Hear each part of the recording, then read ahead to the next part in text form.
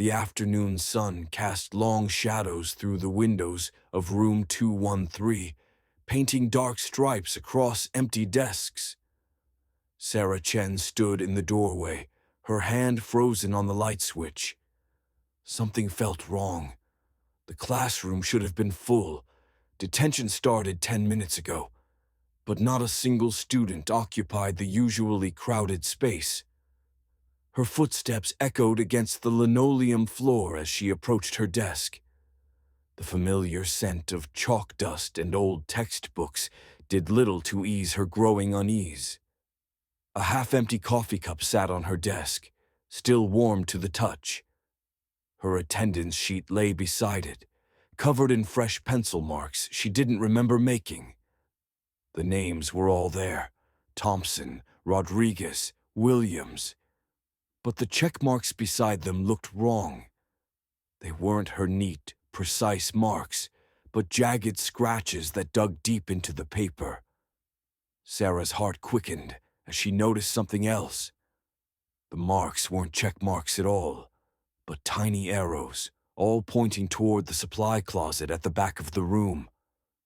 A muffled thump came from behind the closet door. Sarah's throat tightened. She should call the office, get the security guard. Instead, she found herself walking toward the sound, her shoes clicking against the floor in perfect rhythm with her racing pulse. The temperature seemed to drop with each step. Her breath came out in visible puffs, despite the September heat outside. The windows behind her darkened, though she hadn't seen any clouds.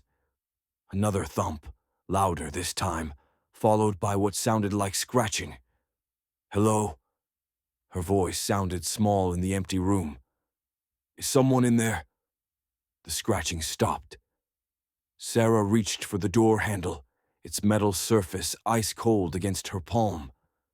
The door creaked open, revealing only darkness beyond. She fumbled for the light cord, finding it after a moment of blind groping. The bulb flickered to life, illuminating rows of textbooks and supplies, and there, crouched in the corner, she saw them.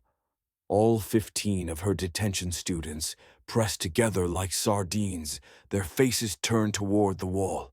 They didn't move, didn't breathe. "What are you doing?" Sarah's voice cracked. "Everyone out now." Slowly, impossibly slowly, they began to turn. Sarah stumbled backward as the first face came into view. Where Thompson's features should have been, there was only smooth, blank skin.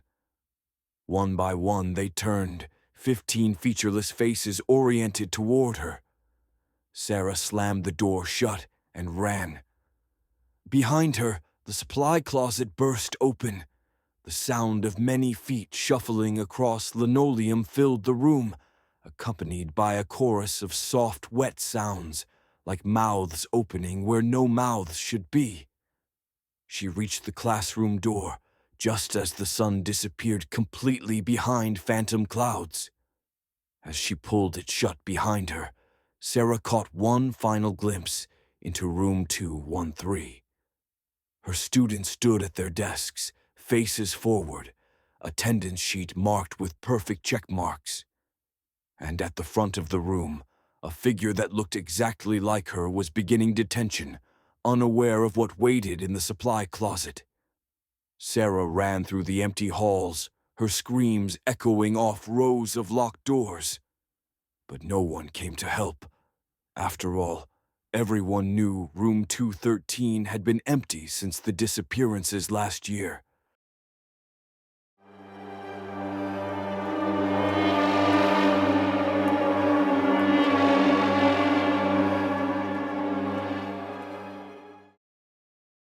The last bell never rang that Thursday. Students packed their bags in a hurry, eyes darting to the clock above the chalkboard. 3:25 p.m. The final bell should have echoed through the halls 5 minutes ago. But silence lingered like a fog. Mr. Halverson, the substitute history teacher, tapped the clock's glass face. Still ticking, still time. No sound. Must be a glitch in the PA system, he muttered, waving the class out. Go on home. But none of them moved. 13 students sat frozen in their seats, eyes blank, heads tilted slightly as if listening to something just out of hearing. One by one, they turned their gaze to the back wall of the classroom, where a wide, bricked-up arch stood like a scar. The wall had been patched years ago, but the bricks never matched.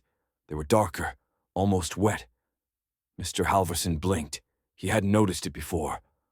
All right, he said, more firmly this time. Go. Still, they didn't move. Listen, he said, a hint of irritation creeping into his voice. If you're trying to freak out the sub... A low sound cut him off. Not from the students, not from the hallway, from inside the wall. A slow, dragging noise, like fingernails on stone, like something was crawling behind the bricks, searching blindly. Halverson took a step back. This a prank? His voice trembled. Did someone set this up? The students began to hum, softly, in unison, an off-key version of the school anthem, each voice just slightly out of sync with the others. It sounded wrong, like hearing your name whispered in static. Stop that, he snapped. Right now. They did, but they kept staring at the wall. And then, all at once, they stood. In perfect silence, they formed a line and walked to the back of the room. Each placed their palm against the uneven bricks. The wall didn't resist them. Their hands passed through.